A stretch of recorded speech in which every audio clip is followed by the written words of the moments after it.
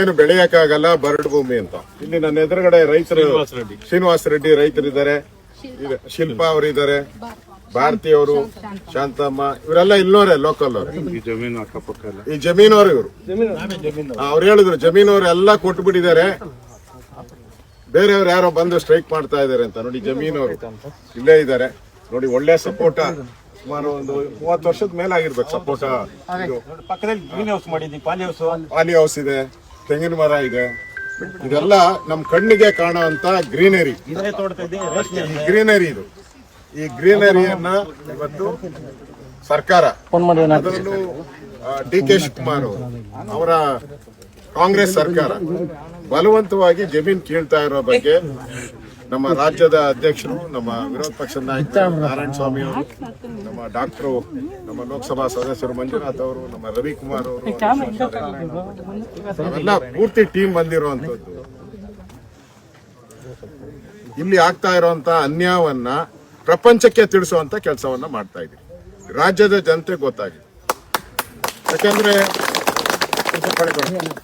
ರಾಜ್ಯದ ಜನತೆಗೆ ಏನು ಕಾಂಗ್ರೆಸ್ ಅವರು ಕಟ್ತಾ ಇದ್ದಾರೆ ಅಂದ್ರೆ, ಇದೆಲ್ಲ ಬರಡು ಭೂಮಿ, ನಾವು ಅವ್ರಿಗೆಲ್ಲ ದಾನ ಕೊಟ್ಟಂಗೆ ಹಣ ಕೊಡ್ತಾ ಇದೀರಿ 2 ಕೋಟಿ ಅಂತ ಇದೆ.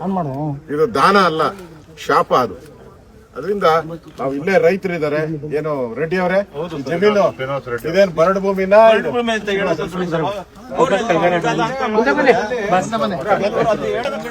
ಮೊಬೈಲ್ ಡೌನ್ ಮಾಡಿ. ಈಗ ನಮ್ ಬೋರ್ಗಳು ಓಡ್ತಾ ಇರೋದು 140 ಅಡಿ ನೀರೇ ಸಿಗಲ್ಲ. ಕೆಲವರು ಮಾಡಿಲ್ಲ, ಭೂಮಿ ಬೇಡ ಅಂದವರು ಆತರ ಮಾತಾಡ್ತಾರೆ. ಇಲ್ಲೆಲ್ಲ ನೀವೇ ನೋಡಿ ಸರ್, ಕಣ್ಣಲ್ಲಿ ನೋಡಿ ಏನು ನಮ್ಮ ಏನ್ ಹೇಳ್ತೇವ ನೀನು? ಈಗ ಜಮೀನ್ ಏನನ್ನ ಈಗ ಕಬಳಿಕೆ ಮಾಡಕ್ ಬಂದಿದ್ದಾರೆ ಕಾಂಗ್ರೆಸ್ ಅವರು, ಮಾಡ್ಬಿಟ್ಟು ಈ ಸೈಟ್ ಗಳನ್ನ ನಿಮ್ಮೂ ಕೊಡಲ್ಲ ಅವ್ರೇನು. ಯಾರ್ಯಾರೋ ಎಲ್ಲಿ ಇಡೀ ದೇಶದಲ್ಲಿ ಯಾರು ಬರ್ತಾರೋ ಅವರು ದುಡ್ಡು ಕೊಟ್ಟು ಪರ್ಚೇಸ್ ಮಾಡ್ತಾರೆ, ಅದರಿಂದ ಲಾಭ ಬರ್ತೈತೆ. ಆ ಲಾಭ ಲೇಔಟ್ ಮಾಡಕ್ಕೆ ಬರುವಂತ ದುಡ್ಡು, ಅದನ್ನ ಸ್ಕೀಮ್ ಇದು. ಅದಕ್ಕೆ ನಿಮ್ಮ ಅಭಿಪ್ರಾಯ ಏನು ಜನಗಳಿಗೆ? ನಾವು ಕೊಡಕ್ ನಮ್ ರೆಡಿ ಇಲ್ಲ ಸರ್. ನಾವ್ ಜಮೀನ ನಮ್ಗ ಸೈಟು ಬೇಡ, ದುಡ್ಡು ಬೇಡ. ನಮ್ಗೆ ಇರೋ ಅಷ್ಟ್ರಲ್ಲಿ ನಾವ್ ರಾಗಿ ಭತ್ತ ಆದ್ರೂ ಬೆಳ್ಕೊಂಡ್ ನಾವ್ ಜೀವನ ಮಾಡ್ಕೊಂಡು ಆರಾಮಾಗಿ ಇದ್ದೀವಿ. ಇರೋ ತರಕ್ಕೆ ನಮ್ಗೆ ಅಷ್ಟೇ ಸಾಕು. ಎಷ್ಟು ವರ್ಷದಿಂದ ಮಾಡ್ತಾ ಇದ್ರಿ? ನಾವು ಒಂದ್ 45-50 ವರ್ಷದಿಂದ ನಾವ್ ಮಾಡ್ತಾ ಇದ್ವಿ. ಅದಕ್ ಮೊದ್ಲು ನಮ್ಮ ನಾವು ರೈತರ ಮಕ್ಳೇ, ನಮ್ಮ ಅಪ್ಪ ಅಮ್ಮನು ರೈತರ ಮಕ್ಳೇ, ಅತ್ತೆ ಮಾವನು ರೈತರೇನೆ. ಸರ್ಕಾರದವ್ರು ಏನ್ ಹೇಳ್ತಾರೆ ಅಂತ ಹೇಳಿದ್ರೆ, ಮುಖ್ಯಮಂತ್ರಿಗಳ ಆದಿಯಾಗಿ 70-80% ರೈತರುಗಳು ಕೊಡಕ್ ಒಪ್ಕೊಂಡ್ಬಿಟ್ಟಿದ್ದಾರೆ ಜಮೀನು. ಯಾರು ಹೋರಾಟ ಮಾಡ್ತಾರೆ ರೈತರೇ ಅಲ್ಲ ಅನ್ನೋ ವಾದವನ್ನು ಕೂಡ ಅವ್ರು ಹೇಳ್ತಾರೆ. ಶಾಲು ಹಾಕೊಂಡ್ ಬಂದವ್ರೆ, ಬೇರೆ ಪಕ್ಷದವ್ರು ಶಾಲು ಹಾಕೊಂಡ್ ಬಂದವ್ರೆ, ರೈತರಲ್ಲ ಅಂತ ಹೇಳ್ತಾರೆ ಸರ್.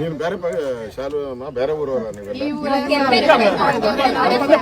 ಕಾಂಗ್ರೆಸ್ ಅವರು ಹೇಳ್ತಾವ್ರ ಬೇರೆ ಊರವರು ಅಂತ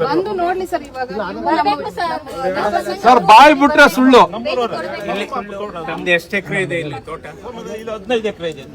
ನಿಮ್ಮ 15 ಎಕರೆ ಏನಕ್ಕೆ ಅಂದ್ರೆ, 1 ಎಕರೆ 2 ಎಕರೆ ಮಾತ್ರ ರೆಡಿ ಇದಾರೆ ಅದು ಕೃಷಿ ಮಾಡೋದಕ್ಕೆ.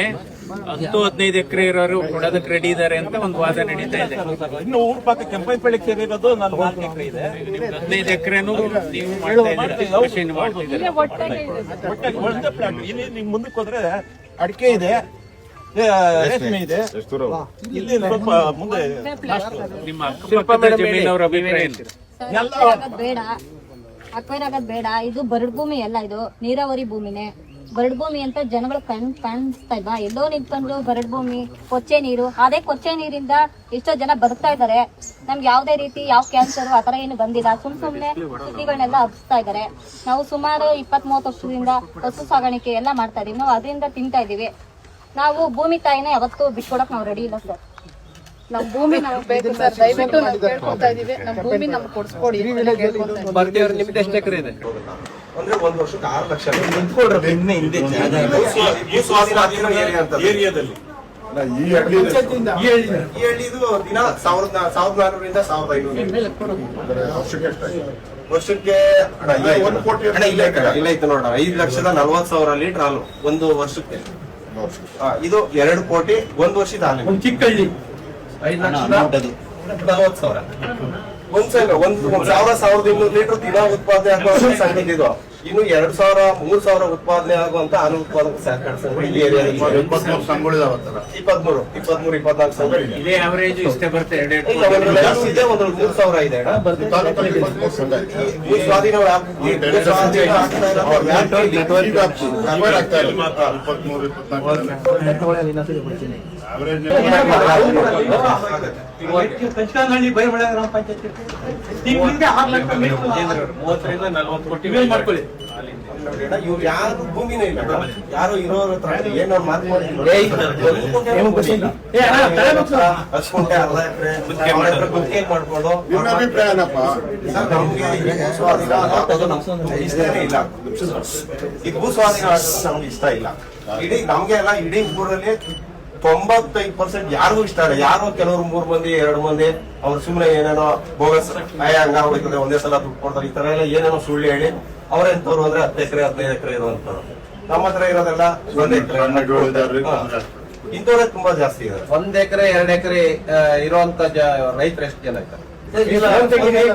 ಒಂದು 1 ಎಕರೆ 2 ಎಕರೆ ಅಂದ್ರೆ ಸರ್ ಇಡೀ ಊರಲ್ಲಿ 150 ಮನೆ ಇದೆ. 150 ಮನೆಯಲ್ಲಿ ಪಾಣಿ ಇರುವಂತವ್ರು ಒಂದು 40ರಿಂದ 45 ಮನೆಯವರು ಅಷ್ಟೇ.